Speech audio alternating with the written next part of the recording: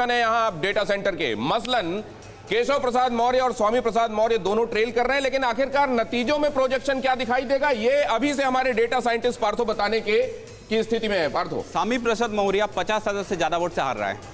स्वामी प्रसाद मौर्य फाजिल नगर से 50,000 से ज्यादा वोटों से हार रहे हैं। अच्छा, ठीक है। और केशव प्रसाद मौर्य सीट थोड़ा क्लोज है, लेकिन हमारा पूर्वानुमान जो है थोड़ा कम मार्जिन से भी केशव प्रसाद मौर्य जी जीत जाएंगे। तो डेटा साइंटिस्ट की भविष्यवाणी, केशव प्रसाद मौर्य जीतेंगे, सीट निकाल लेंगे, लेकिन क्लोज चल रहा है वहां मामला। अच्छा, ये गोरखपुर का भी आप बता सकते हैं? गोरखपुर में जोगी जी 1 लाख से ज्यादा वोट से जीत रहा है। तो फिर उधर का भी बता दिए, करहल का? करहल में 85,000 से ज्यादा वोट से अखिलेश जी जीत रहा है। पक्वता की ओर आगे बढ़ रहा सर, बहुत है। जाति, पंथ, मजहब, भाषा इनके परे अब वो राष्ट्रीय एकता, अखंडता, संप्रभुता, राष्ट्र का विकास, पहले ध्रुवीकरण की बात होती थी, अब सशक्तिकरण की तरफ देश बढ़ रहा है।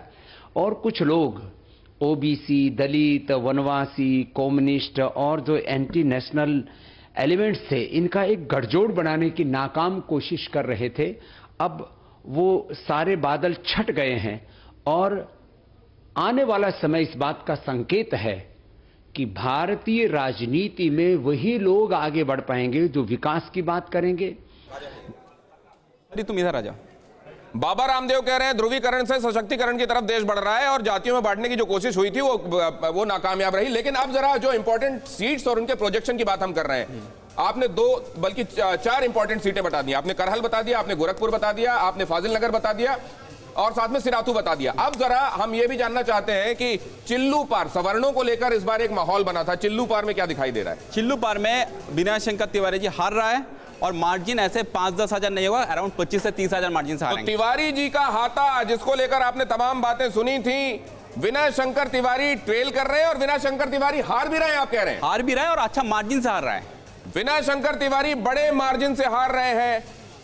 तो ये आपने देखा, ये यहां पर जो दिखाई दे रहा है वो इंपॉर्टेंट कैंडिडेट्स की हम बात कर रहे हैं कि जहां पर ट्रेल या लीड चल रही है वहां पर आखिरकार रिजल्ट क्या बनता हुआ दिखाई दे रहा है। कोई और सीट ऐसा जिसमें अभी आप फोरकास्ट करेंगे? राजा भैया जीत रहा है, लेकिन 1 लाख मार्जिन उनका। राजा भैया क्या अभी तक दिखाई दे रहा है आपको? राजा भैया 1 लाख मार्जिन से जो जीतने वाला था, वो सीट इस बार 25 से 30 हजार मार्जिन से जीतेंगे। ये अभी जो 2022 का मैप आपने अभी तक अपडेट किया है, इसमें तो ये भगवा ही भगवा दिखाई दे रहा है। हाँ। और कुछ जगहों पर ये लाल समाजवादी पार्टी दिखाई दे रहा है। हाँ। ये आरएलडी का शायद आपने कुछ सीटें दिखाई दी है, ये बीएसपी की सीट दिखाई दे रही है। कुछ और इंपॉर्टेंट जो आप बताना चाहें? आप देखेंगे ये वाला जो बेल्ट है, आप देखेंगे ये वाला बेल्ट में एसपी ने बहुत अच्छा किया। मतलब ये, जबकि अंदाजा ये लगाया जा रहा था कि पश्चिमी उत्तर प्रदेश और ये खासतौर से जो दूसरे चरण में जहां मतदान हुआ था वहां ज्यादा अच्छा करेगी समाजवादी पार्टी, इधर तो पूर्वांचल दिखाई दे रहा है। देखिए पश्चिम उत्तर प्रदेश का जो साउदर्न पार्ट आप ले लेंगे, मतलब मथुरा से आ जाएंगे, ठीक है, वो सारे सीट आप देखेंगे बीजेपी सारे सीट जीत रहा है। ठीक है, तो ये जो बेल्ट है आप देखेंगे, तो ये तो जो कैलकुलेशन लोग लगा रहे थे, किसान आंदोलन, जाट नाराजगी, ये तो पूरा इट फेल फ्लैट। देखिए आपको फिर जाट आंदोलन का एक इंपैक्ट मैं बता रहा हूं। जाट आंदोलन हुआ था कहां पर? मुजफ्फरनगर डिस्ट्रिक्ट में। तो हम लोग देख लेते हैं मुजफ्फरनगर डिस्ट्रिक्ट में क्या सिचुएशन है। मुजफ्फरनगर डिस्ट्रिक्ट में अभी 6 सीट है, ठीक, सीट टैली में चला जाएंगे, 6 में 3-3 हो रहा है, राइट, ठीक है। तो उतना और वोट शेयर में अगर देख लेंगे तो बीजेपी को 42.8% वोट गिर रहा है। एक चीज सर आपको समझना है, मुजफ्फरनगर डिस्ट्रिक्ट में मुस्लिम पॉपुलेशन है 41%, तो 41 मतलब बाकी कितना बचता है सर? आप समझ लीजिए, मैं फॉर आर्गुमेंट खातिर, जो मुस्लिम ने बीजेपी ने वोट नहीं किया 59 में 43% वोट ले रहा है। तो मतलब सर 70% हिंदू वोट कंसोलिडेशन हो रहा है। और मुजफ्फरनगर में 16 से 18% जाट वोट है।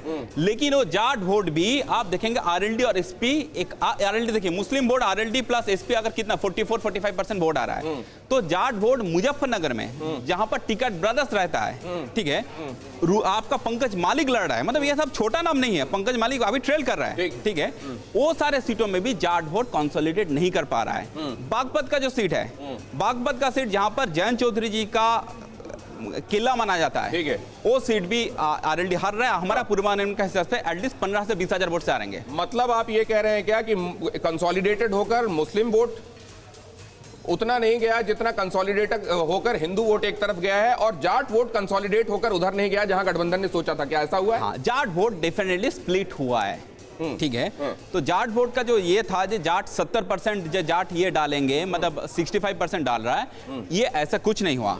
साथ में सर एक इंटरेस्टिंग मैं बता रहा हूँ, बात बताइए, 80 वर्सेस 20 हो गया क्या? 80% वर्सेस 20%? नहीं, देखिए वोट शेयर में देखेंगे 42.4 है तो उस तरीके से नहीं हुआ। लेकिन पिछले बार बीजेपी जो असेंबली में जो वोट गिरा था, बीजेपी को 40% वोट गिरा, उससे भी बीजेपी वोट बढ़ा लिया, ये नंबर 1 है। ठीक है। अखिलेश का जो स्ट्रेटेजी था ओबीसी वोट इकट्ठा करना, वो नहीं हुआ। तो आपका कुल मिलाकर मैसेज ये है, सीधे सीधे देख लीजिए, 39.7 से इधर 42.4 दिखाई दे रहा है। हाँ। इधर 21.8 से 31.5 दिखाई दे रहा है। इधर है, हाँ। जरूर जंप है, लेकिन इधर भी इंक्रीज है, और वो इंक्रीज कम नहीं है। मैटर ये कर रहा है कि जो पहले से ही अपने पास कंसोलिडेटेड रखा हुआ था, उसके पास और ज्यादा बढ़ रहा है। हाँ। इनका बढ़ रहा है, लेकिन 21 बॉटम है, वहां से बढ़ रहा है, तो बहुत ज्यादा बढ़कर 31.15 हो रहा है। देखिए, ये डेटा को मैं दूसरा तरीके से देखना चाहिए।